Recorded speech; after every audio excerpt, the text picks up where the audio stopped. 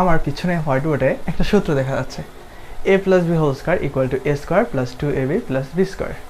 আমরা যারা পড়াশোনা করতেছি, ইনফ্যাক্ট ক্লাস 6-7 থেকে শুরু করে এখন পর্যন্ত যারা পড়াশোনার মধ্যে আছি, এই সূত্রটা চিনে নেয় এমন কিন্তু কাউকে খুঁজে পাওয়া যাবে না।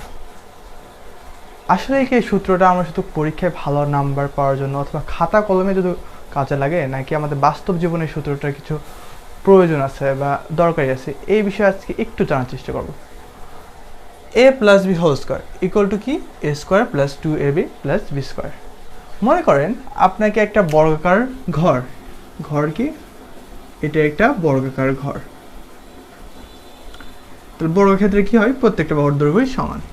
এখানে আমার মনে করেন 10 আছে, এখানে কত আছে 10 আছে, তাহলে এটাও কত 10, এটাও 10।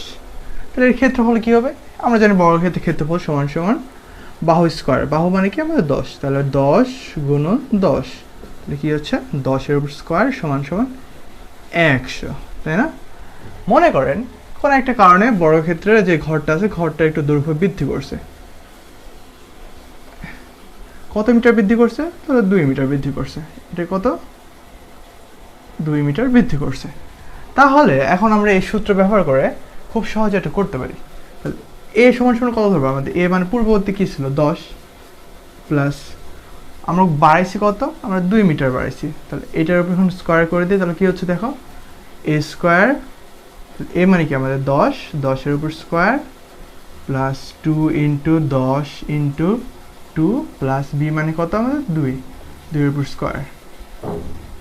10-এর উপর স্কোয়ার করলে কত হয় 100 প্লাস 2 দুগুণ 4, 4 10 40 প্লাস 2 দুগুণ 4, সবগুলো ক্যালকুলেশন করলে কত হচ্ছে 144। তার মানে 2 মিটার বাড়ানোর পর আমাদের ঘরের ক্ষেত্রফল কত হয়েছে 144। তাহলে কি একটা বড় ক্ষেত্রে ঘরের এরিয়া বা ক্ষেত্রফল নির্ণয় করার জন্য আমাদের এই a square a plus B whole square সূত্রটার প্রয়োজন হচ্ছে। আবার মনে করেন আপনি একটা কনস্ট্রাকশনে একটা জমির আপনার দৈর্ঘ্য দিয়ে রাখছে, দৈর্ঘ্য দিয়ে রাখছে কত 10 মিটার বা 10 একটু আগে নিলাম, তো তাহলে 12 মিটার ধরেন, ঠিক আছে? আপনার আর একটু জমির দৈর্ঘ্যটা একটু কোনো কারণে তাহলে 12 মিটারের জন্য আপনি কি একটা ক্ষেত্রফল বা এরিয়া নির্ণয় করছেন। এখন আপনার কোনো কারণে জমির দৈর্ঘ্যটা মেপে দেখা গেল আর 3 মিটার বাড়ছে, তার মানে কি 12-এর সাথে 3 যোগ করে আবার কি ক্ষেত্রফল নির্ণয় করবেন না? তাহলে এটা কীভাবে করবেন দেখেন, তাহলে 12 কি পূর্বে ছিল, বাড়ছে কত আমাদের এইটুকু কত 3, তাহলে 3, এখন তার ক্ষেত্রফল নির্ণয় করবে স্কোয়ার সমান সমান, তাহলে কত হচ্ছে আমাদের, তাহলে 12-এর উপর স্কোয়ার প্লাস 2 ইন্টু 12 ইন্টু 3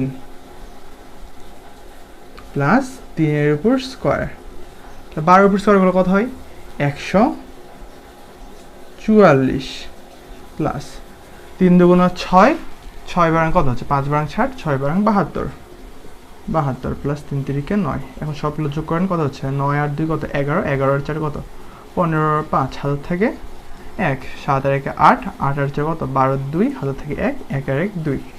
তাহলে দেখেন ক্যালকুলেটর ইউজ না করে আমরা খুব সহজে তাহলে কি এই এরিয়াটা বা ক্ষেত্রফলটা নির্ণয় করতে পারতেছি। আবার এটা তো গেল বাস্তব জীবনে, আবার গ্রাফিক্সে যারা কাজ করে বা প্রোগ্রামিংয়ে যারা কাজ করে, মনে করেন একটা গেম ডিজাইন করছে, সেই গেমে হচ্ছে একটা পেজের পিক্সেল হচ্ছে এখানে 100 পিক্সেল। এখন কোনো কারণে পিক্সেলটা 20 পিক্সেল বাড়ানো হলো, এটুকু কত 20, তাহলে 100 আর 20 এটা কি যোগ, তাহলে মোট পিক্সেল কত হলো 100 যোগ 20, তাহলে 100 সাথে 20 যোগ করলে কত হবে 120 হয়। তো 120-এ যদি আমরা ক্ষেত্রফল নির্ণয় করি কী করতে হচ্ছে 120 গুণন 120, অথবা আমরা এই সূত্র দিয়েও এটা করতে পারি, ঠিক আছে?